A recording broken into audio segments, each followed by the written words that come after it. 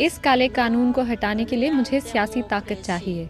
मणिपुर में असली जमहूरियत नहीं है। मैं मणिपुर की चीफ मिनिस्टर बनना चाहती हूँ। भूख हड़ताल खत्म करना मेरा हक है। बहुत से लोग मुझे इसी तरह देखना चाहते हैं, नाक में ट्यूब के साथ। लेकिन मैं भी आम लोगों की तरह रहना चाहती हूँ। मेरे भी जज्बात हैं।